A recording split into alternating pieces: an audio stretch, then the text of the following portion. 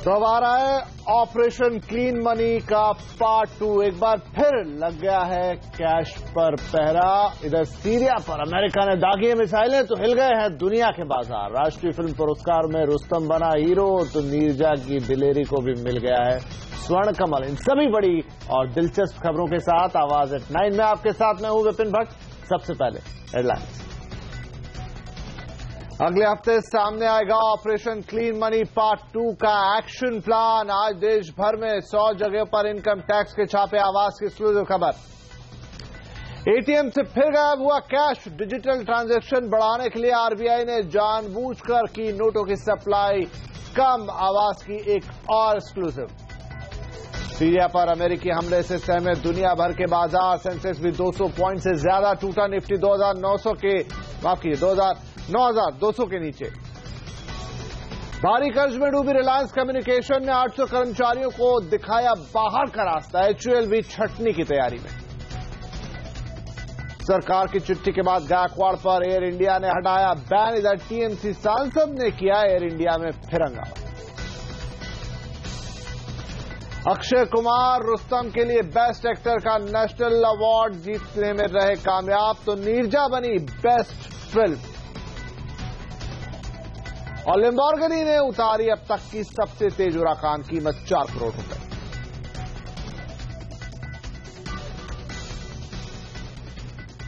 तो बुलेटिन की शुरुआत करेंगे एक बड़ी खबर के साथ। काले धन पर आज की सबसे बड़ी खबर हम लेकर आए हैं क्योंकि अगले हफ्ते हो सकता है ऑपरेशन क्लीन मनी पार्ट 2 के एक्शन प्लान का खुलासा। सीएनबीसी आवाज को मिली एक्सक्लूसिव जानकारी के मुताबिक अगले 2 साल में काले धन को सिस्टम से पूरी तरह खत्म करने का लक्ष्य रखा जाएगा। पूरी खबर के लिए हम बात करेंगे ब्यूरो चीफ लक्ष्मण रॉय से। तो लक्ष्मण, क्या होगा ऑपरेशन क्लीन मनी पार्ट 2 में? ऑपरेशन क्लीन मनी पार्ट 2 जो है, इसका सबसे ज्यादा फोकस उन लोगों पर रहने वाला है जिन लोगों पर सरकार को शक है कि उनके पास काला धन है, लेकिन काले धन की खुलासा करने वाली योजना में उन्होंने अपने काले धन का खुलासा नहीं किया है। उस ऑपरेशन क्लीन मनी की तैयारी, जो मुझे सूत्रों से जानकारी मिली है, करीब 3 महीने से चल रही थी। और तैयारी के तौर पर यह किया गया था कि जो अलग अलग खाते हैं, उन अलग अलग खातों में जमा रकम की पहले आंकड़े जुटाए गए। उसके बाद यह देखा गया कि अलग अलग खाते किनके हैं, उन खातों में जमा किन्होंने किया। इसके लिए अलग अलग पैन नंबर के साथ मिलान किया जा रहा है, जो मोबाइल नंबर है उससे मिलान किया जा रहा है, और जो घर के पते हैं उससे मिलान किया जा रहा है। और फिर यह देखा जा रहा है कि एक ही शख्स के जो अलग अलग खाते हैं, उन सभी खाते की जानकारी जुटाई जाए और उन अलग अलग खातों में कितने पैसा जमा हो यह देखा जाए, और उन खातों में जमा पैसे के बारे में सही स्रोत की जानकारी दी है कि नहीं उस शख्स ने या जमाकर्ता ने, उसकी जानकारी देखी जाए। अगर सही जानकारी नहीं दी है तो फिर उनके खिलाफ कार्रवाई की जाएगी। इसी तरह जो कंपनियां हैं उनके खातों को भी पहचान की जा रही है। 1 लाख शेल कंपनियों की पहचान की गई जिनको अभी नोटिस भेजा जा चुका है। इन सभी के खिलाफ कार्रवाई की जाएगी ऑपरेशन क्लीन मनी पार्ट 2 में। और इसके लिए एक खास एजेंसी डेटा एनालिस्ट के तौर पर उसको लगाया गया था, जो इन तमाम आंकड़ों की छानबीन करके इस रिपोर्ट को तैयार किया है। और इस रिपोर्ट के आधार पर कार्रवाई होगी और कार्रवाई की रणनीति का खुलासा अगले हफ्ते किए जाने की संभावना है, जो मुझे सूत्र बता रहे हैं। इस रणनीति में यह बताया जाए कि अलग अलग चरणों में कार्रवाई की जाएगी। पहले चरण में जो ज्यादा रकम जमा की है, मान लिया जाए 10 करोड़ से ज्यादा की रकम जमा हुई है, उनके खिलाफ कार्रवाई होगी। दूसरे चरण में 50 लाख से ज्यादा की रकम जमा की, उनके खिलाफ कार्रवाई होगी। और तीसरे चरण में 5 लाख से ज्यादा की रकम जिन लोगों ने जमा की है, जिन पे शक है कि ये रकम काला धन था, उन लोगों के खिलाफ कार्रवाई यहां पर की जाएगी। और लक्ष्य ये रखा गया है, जो सबसे महत्वपूर्ण बात है, कि 2 साल के भीतर भीतर ऑपरेशन क्लीन मनी पार्ट 2 के जरिए पूरे सिस्टम से काला धन का पूरी तरह से खात्मा कर दिया जाए। जी, तो लक्ष्मण, ये तो हो गई कि आगे की सरकार की क्या योजना है, लेकिन हम देख रहे हैं कि सरकार इस वक्त भी फुल एक्शन में है। आज भी बहुत सारी जगह छापे पड़े, क्या डिटेल्स? देखिए, ऑपरेशन क्लीन मनी पार्ट 2 की रणनीति का खुलासा भले ही अगले हफ्ते हो, लेकिन इसकी तरफ कार्रवाई अभी से शुरू हो गई ऐसा लगता है। और यही इसी कार्रवाई का नतीजा है कि आपने देखा पिछले 2 दिनों से लगातार इनकम टैक्स डिपार्टमेंट की कार्रवाई हो रही है। कल हमने देखा कि 2 बड़ी कंपनियों पर कार्रवाई हुई और 50 से ज्यादा ठिकानों पर छापे मारे गए, जहां पे 100 करोड़ रुपए से ज्यादा के हेराफेरी का शक था। अब जाकर आज भी हमने देखा कि तमिलनाडु में 2 जगह बड़ी हस्तियों के घर पर इनकम टैक्स विभाग के छापे पड़े और वहां भी काले धन होने की संभावना है। इसके अलावा आज 100 अलग अलग ठिकानों पर इनकम टैक्स विभाग के छापे पड़े हैं, ताकि वहां पे ये शक है कि कालाधन बड़ी मात्रा में था, जिनको इन्होंने दर्शाया नहीं था। और इन सब ने जो एक कॉमन प्रैक्टिस अपनाया, जो आम तरीके अपनाया, वो ये था कि इन लोगों ने काला धन जमा कर दिया नोटबंदी के दौरान अपने खातों में, लेकिन वो पैसे कहां से आए उसके संतोषजनक जवाब नहीं दिए हैं। और ऐसे लोगों के खिलाफ अब ये कार्रवाई की जा रही है, और उनमें अधिकांश लोग ऐसे हैं जिन्होंने शेल कंपनियों के सहारे पैसे के लेन देन किए और काले धन को सफेद करने का धंधा किया। और ये कार्रवाई आप 2 दिन ही नहीं बल्कि अगले कई दिनों तक या फिर कई महीनों तक देखने को मिल सकता है आपको। जी लक्ष्मण, बहुत शुक्रिया इस एक्सक्लूसिव खबर के लिए। लेकिन यहां पर हम बढ़ेंगे आज की एक और एक्सक्लूसिव खबर पर। खबर यह है कि कैश को लेकर एक बार फिर से कोहराम मच गया है, क्योंकि कैश पर बिठा दिया गया है पहरा।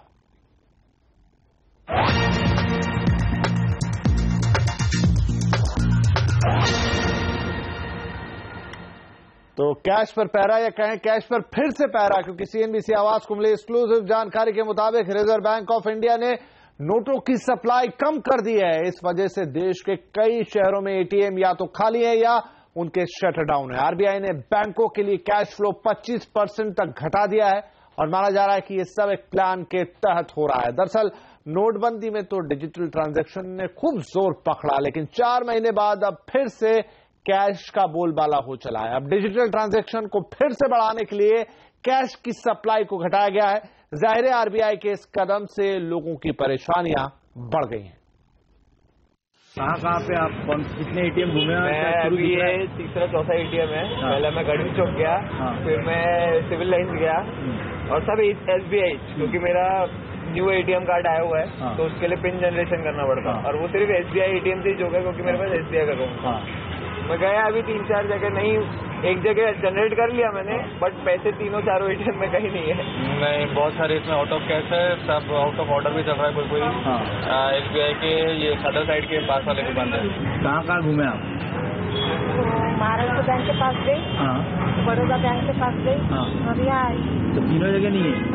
एटीएम्स के बाहर एक बार फिर नो कैश का बोर्ड जो है वो दिखाई दे रहा है, तो वहीं कई एटीएम्स के शटर फिर एक बार डाउन दिखाई दे रहे हैं। इसकी वजह तो हमें फिलहाल जो पता लग रही है सूत्रों के हवाले से, उसके मुताबिक जो खबर मिल रही है वो यही है कि जो बैंक्स को चेस्ट की तरफ से कैश का फ्लो मिलता था, उसमें जो है कहीं ना कहीं कटौती हुई है, और यही वजह है कि कई एटीएम से लोग जो है वो पैसे निकालने के लिए पहुंच रहे हैं, तो उन्हें खाली हाथ लौटना पड़ रहा है। इसी तरह का हाल अधिकतर जगहों पर, और सबसे ज्यादा असर जो है वो देखने को मिल रहा है वो प्राइवेट बैंक्स के एटीएम्स पर देखने को मिल रहा है, क्योंकि वो शहर के, अगर नागपुर शहर की बात की जाए तो करीबन 60% से ज्यादा एटीएम जो है वो प्राइवेट बैंक्स के बंद नजर आ रहे हैं। वहीं देश की सबसे बड़ी बैंक एसबीआई के एटीएम्स पर भी इसका बुरा असर देखने को मिल रहा है। कई जगह पर लोगों को खाली हाथ लौटना पड़ रहा है।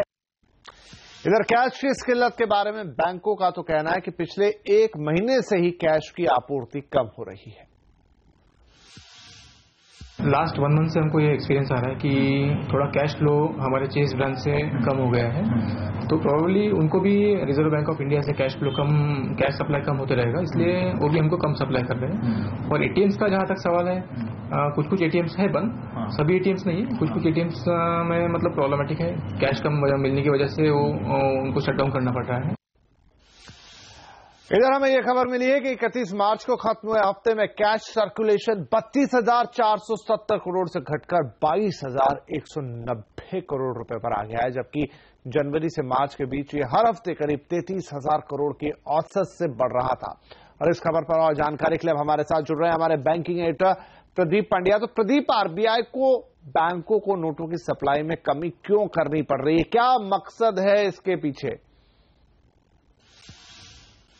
देखिए, हमने कई सारे बैंकर से बात की है, सरकारी बैंक और प्राइवेट बैंकों से। कुल जो जानकारी हमें मिल रही है उसके मुताबिक दरअसल आरबीआई से मिलने वाली नकदी में कुछ कमी आई है, ऐसा साफ तौर पे लगता है। हालांकि अगर आप अलग अलग शहरों में लोगों से बात करें तो वहां पर अनुभव थोड़े से अलग दिखाई देते हैं, लेकिन साफ तौर पे पश्चिम भारत में, गुजरात में, मुंबई में और दक्षिण भारत में आंध्रा, तेलंगाना कुछ ऐसे राज्य हैं जहां पर काफी ज्यादा कमी महसूस की जा रही है। और बैंकर्स हमें ये बता रहे हैं कि दरअसल आरबीआई से मिलने वाला कैश तो कम हुआ ही है, साथ ही साथ जो पैसे जमा होते रहे हैं नॉर्मल कोर्स में, उसमें थोड़ी कमी आई है। इस वजह से भी नकदी की टाइटनेस है, यानी डिमोनेटाइजेशन और उसके बाद जो रोक लगी, विड्रॉवल पे तमाम सीमाएं लगाई गई, उस दौर को अगर हम छोड़ दें तो उसके पहले यूजुअल केस में बैंक जो भी कैश देते थे, बैंक से जो पैसे विड्रॉ होते थे, वो घूमकर वापस बैंक में आ जाते थे। लेकिन कुछ बड़े सरकारी बैंकों में हमने जो बात की है, वहां से हमें जानकारी मिल रही है कि दरअसल वो नॉर्मल कैश रिटर्न होने वाला प्रोसेस इस समय नहीं देखने को मिल रहा है, जबकि होली के बाद से विड्रॉवल पर से सारी सीमाएं हटा दी गई हैं। तो पिछले 3 हफ्तों के दौरान जब फ्री विड्रॉवल्स हो रहे हैं बैंकों से, उस दौरान जितने पैमाने पर पैसे वापस आने चाहिए थे, वो पैसे वापस जमा नहीं हो रहे हैं। तो इससे कहीं ना कहीं बैंकर्स को ये लगता है, और शायद आरबीआई को भी लगता है, कि लोग एक बार फिर से कैश इकोनॉमी की तरफ जा रहे हैं, और इसको ध्यान में रखते हुए ही सप्लाई को कुछ टाइट किया गया है, ऐसा लगता है। अगर आप देखें तो डिजिटल ट्रांजैक्शंस का इस्तेमाल भी दरअसल कम हुआ है, ऐसा भी आंकड़े बता रहे हैं। हमारी जो बातचीत हुई है बैंकर से, उसके मुताबिक सरकारी बैंकों के मुकाबले प्राइवेट बैंकों में नकदी की कमी थोड़ी ज्यादा दिखाई दे रही है, और साथ ही साथ रूरल एरियाज में, ग्रामीण इलाकों में कैश की सप्लाई को बरकरार रखने की कोशिश की जा रही है, जबकि शहरों में थोड़ी तंगी ज्यादा दिखाई दे रही है, और यहां पर एटीएम ड्राई होने की शिकायत भी इसी वजह से ज्यादा मिल रही है। हालांकि आरबीआई की ओर से हमें आधिकारिक तौर पर इस बात की पुष्टि नहीं की गई है कि उन्होंने सप्लाई में किसी तरह की कमी की गई है। जो आंकड़े हमने हासिल करने की कोशिश की आरबीआई के रिपोर्ट से, वेबसाइट से, वहां पर भी जो अपडेट है वो मार्च के आखिर तक के हैं, और जो तंगी खासतौर पे नकदी की देखी गई है वो इस महीने यानी पिछले 1 हफ्ते की है, और ये आंकड़े अभी आरबीआई के वेबसाइट पर या रिपोर्ट्स में आने में वक्त लगेगा, तो हफ्ते 10 दिन हमें और इंतजार करना पड़ेगा। जी, बहुत शुक्रिया प्रदीप इस जानकारी के लिए। तो एक बार फिर कैश पर बैठा दिया गया है पहरा। इस बार भी मकसद वही है कि लोग डिजिटल ट्रांजैक्शन की तरफ चले। आगे बढ़ते हैं। जीएसटी 1 जुलाई से लागू होना है। इससे पहले नई टैक्स व्यवस्था में माइग्रेशन की तैयारी जोरों पर है। मुंबई में 1 लाख के करीब लोग अलग अलग कारोबारों में से 65,000 फर्मों ने जीएसटी नेटवर्क में अपना एनरोलमेंट करा लिया है। सर्विस टैक्स डिपार्टमेंट का कहना है कि बाकी फर्म भी इस महीने के आखिर तक जीएसटी में शामिल हो जाएंगी। सभी फर्म को जीएसटी नेटवर्क में शामिल करने के लिए आज से सर्विस टैक्स डिपार्टमेंट ने 3 दिन का जीएसटी माइग्रेशन मेला भी शुरू किया है। सीरिया पर अमेरिकी हमले के बाद ग्लोबल तनाव बढ़ने की आशंकाओं से आज भारतीय बाजार भी सहमे से दिखे। खासकर आखिरी घंटे में बाजार में तेज गिरावट आई। निफ्टी 9,200 के नीचे फिसल गया और सेंसेक्स भी 200 पॉइंट से ज्यादा लुढ़का। मेटल, फार्मा और बैंक शेयरों पर आज सबसे ज्यादा दबाव देखा गया।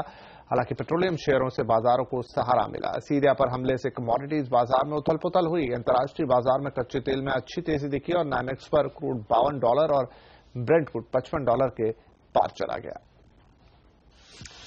रिलायंस म्यूचुअल फंड और सीएनबीसी आवाज मिलकर आज म्यूचुअल फंड डे मना रहे हैं।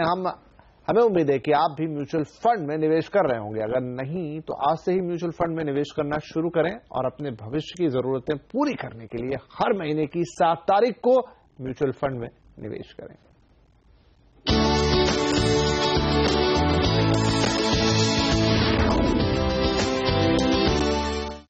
तो म्यूचुअल फंड डे में आज रिलायंस निप्पॉन लाइफ एएमसी के ईडी और सीईओ संदीप सिक्का भी आए और उन्होंने म्यूचुअल फंड में निवेश के फायदे समझाए। उन्होंने एसआईपी के जरिए निवेश करने की सलाह दी है। आज हर चीज का अगर आप देखेंगे मीडिया में होता है, फ्रेंडशिप डे, वैलेंटाइंस डे, जितने डेज होते हैं वो खर्चा करने के डेज होते हैं। लेकिन एक भी ऐसा दिन ऐसा नहीं होता इंडिया में कभी आप देखें जिसमें कह रहे थे इस दिन को आपको निवेश करना है। तो इसी वजह से हमने सीएनबीसी के और रिलायंस म्यूचुअल ने इकट्ठा होकर ये एक नया इनिशिएटिव लिया कि एक हमें Reliance mutual fund day start करना है। हर महीने की तारीख 7 हर आदमी अगर एक छोटा सा भी एक इन्वेस्टमेंट करेगा, एक आगे चल के अगले 20-25 साल में उसका फायदा उठा पाएगा। अगर मार्केट हाई है तो उसमें उनको रिडीम करना चाहिए, ना ही उनको जब मार्केट लो है उनको और ज्यादा पैसा लगाना चाहिए। ज्यादा इंपॉर्टेंट चीज ये है कि रेगुलरली इन्वेस्ट करते रहें, और जब तक इन्वेस्टर्स रेगुलरली और सिस्टमेटिकली इन्वेस्ट करते रहेंगे आप देखेंगे ये market volatility becomes their friend rather than they should fear about it. चलिए यहां पर हम लेते हैं एक छोटा सा ब्रेक के बाद 1 जुलाई से बदलेगा एल&टी का टॉप मैनेजमेंट। तो क्या है नाइक का रिटायरमेंट प्लान, बताएंगे आपको आगे।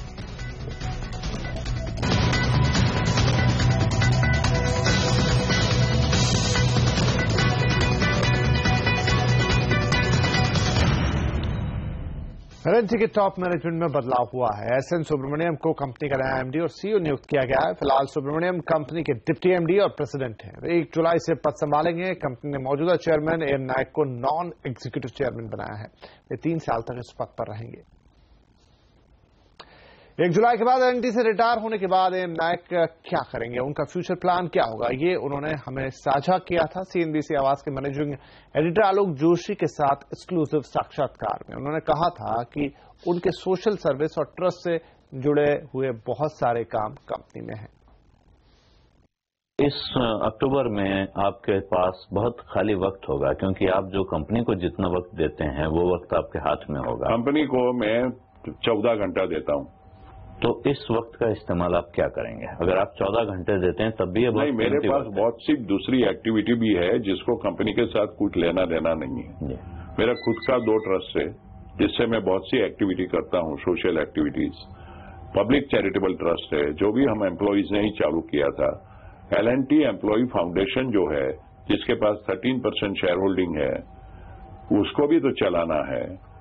और एल&टी की CSR एक्टिविटी, क्योंकि ये 4 जो ट्रस्ट है उसकी भी वैसी एक्टिविटी है, तो CSR को भी साथ में लेके कॉम्प्रिहेंसिव प्लान बना के आगे ले जाना। उसमें 3 घंटा तो दिन का हो ही जाएगा, 3-4 घंटा। मैं कॉन्सुलेट जनरल भी हूं, राइट, तो उसमें ज्यादा टाइम नहीं जाता है, लेकिन 2-3 घंटा महीने में जा रहा है। एयर इंडिया स्टाफ से मारपीट करने वाले शिवसेना सांसद रविंद्र गायकवाड़ पर लगा एयर ट्रैवल बैन हट गया है। आज मंत्रालय ने एयर इंडिया को चिट्ठी लिखी, इसके बाद एयर इंडिया ने बैन हटाने का फैसला किया। इससे पहले रविंद्र गायकवाड़ ने एक चिट्ठी मंत्रालय को लिखी थी जिसमें उन्होंने मारपीट के लिए दुख जताया था। हालांकि आज सुबह ही गायकवाड़ के 2 टिकट एयर इंडिया ने रद्द कर दिए थे। वहीं इस पूरे मामले के बाद एयर इंडिया ने कहा है कि मंत्रालय के आदेश के बाद बैन हटाया गया। उन्होंने ये भी कहा कि सांसद ने अपनी हरकत के लिए माफी मांगी है। मिस्टर गायकवाड़ जी ने अपॉलजी टेंडर किया मिनिस्ट्री का और honourable minister of civil aviation का। So accordingly we got the directive from the ministry to withdraw the guidelines.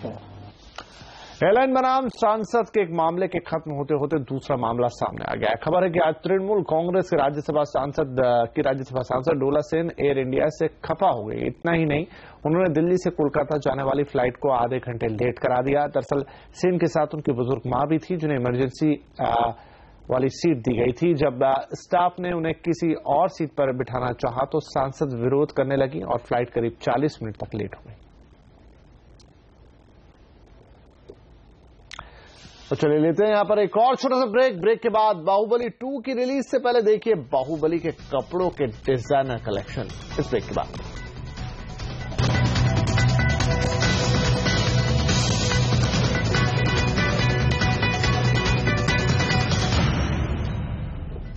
Sequel की रिलीज की डेट नजदीक आने की वजह से एक बार फिर से फिल्म बाहुबली चर्चा में, और इसी चर्चा के बीच आज मुंबई में फिल्म बाहुबली 2 पर आधारित कपड़ों की रेंज लॉन्च हुई है। इन कपड़ों को एक फैशन शो के जरिए पेश किया जाएगा। हमारी सहयोगी निधि इस फैशन शो में इस वक्त मौजूद है, सीधे उनके पास चलेंगे।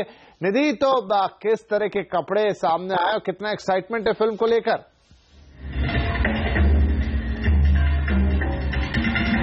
विपिन जी, यहाँ पे काफी भीड़ आई हुई है और काफी लोग एक्साइटेड है ये देखने के लिए कि जो उनकी सबसे फेवरेट फिल्म है उसमें जो कपड़े उनके फेवरेट एक्टर और एक्ट्रेसेस ने पहने हैं क्या वो कहीं से खरीद सकते हैं, वो जो जूते उन्होंने पहने हैं, जो ज्वेलरी उन्होंने पहनी वो कहाँ से ले सकते हैं। तो हम अपने दर्शकों को बता सकते हैं कि Bollywood.OOO करके एक वेबसाइट है जहाँ पे सारे कपड़े जो बाहुबली 1 और बाहुबली में 2 में जो पहने जा रहे हैं, जो जूते पहने जा रहे हैं, जो एक्सेसरीज पहनी जा रही है, वो वहां से खरीद सकते हैं।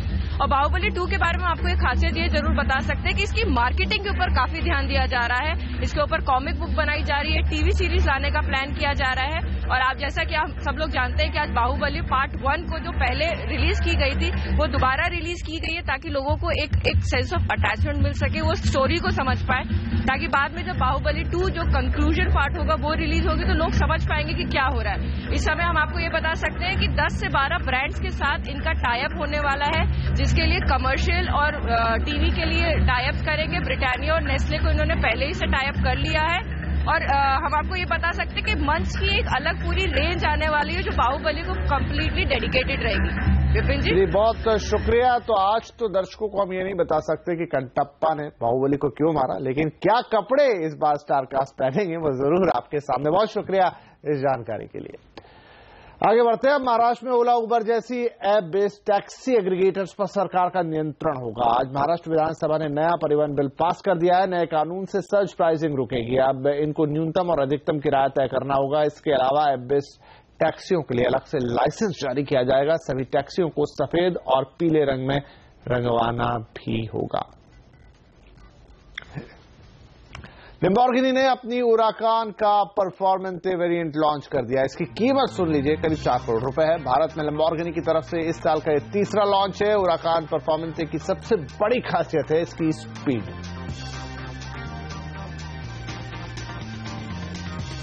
और हमारे संवाददाता रोहन सिंह पहुंचे इस नई लैम्बोर्गिनी का जायजा लेने। देखिए आप भी। सुपर स्पोर्ट्स कार शौकीनों के लिए लैम्बोर्गिनी लेके आई है उराकान परफॉर्मेंटे। उराकान सीरीज की ये 5वीं कार है और सबसे ज्यादा पावरफुल कार है। परफॉर्मेंस की अगर बात करें तो 0 to 100 किलोमीटर सिर्फ 2.9 सेकंड्स में ये गाड़ी पहुंच जाती है। Top speed 325 kilometre per hour की है और इस स्पीड को पाने के लिए इसके डिजाइन में बदलाव किए गए हैं। एक एरोडायनेमिक डिजाइन, पेटेंटेड डिजाइन है लैम्बोर्गिनी का, वो लाया गया है और उससे जो हवा है उससे ये गाड़ी काटती है। हवा इसकी स्पीड में मदद करती है, आड़े नहीं आती है। पावर की बात करें तो 30 जो है इस गाड़ी का जो पावर है वो बढ़ाया जरूर गया है। हालांकि इंजन वही जो है V10 इंजन है 5.2 लीटर, लेकिन गाड़ी का जो पावर है वो 640 हॉर्स पावर बनाया गया है। इस गाड़ी को खरीदने के लिए आपको लगभग 4 करोड़ रुपए 3.97 शोरूम प्राइस है वो खर्च करने पड़ेंगे। और ये है नई लैम्बोर्गिनी उराकान परफॉर्मेंस से 4 करोड़ रुपए इसकी कीमत, लेकिन हवा से बातें करेगी। चलिए आपको आज की एक और बड़ी खबर बताएं। सोनम कपूर की फिल्म नीरजा को सर्वश्रेष्ठ हिंदी फीचर फिल्म का राष्ट्रीय पुरस्कार मिला है। 64वें राष्ट्रीय फिल्म पुरस्कार में नीरजा के लिए अभिनेत्री सोनम कपूर को भी स्पेशल मेंशन कैटेगरी में अवार्ड दिया गया है। इसके अलावा अक्षय कुमार को फिल्म रुस्तम के लिए सर्वश्रेष्ठ अभिनेता और पिंक को सामाजिक मुद्दे पर बनी बेस्ट फिल्म का अवार्ड मिला है। बेस्ट सपोर्टिंग एक्टर की कैटेगरी में जायरा वसीम को फिल्म दंगल के लिए नेशनल अवार्ड से नवाजा गया है। जायरा ने दंगल में गीता फोगाट का किरदार निभाया।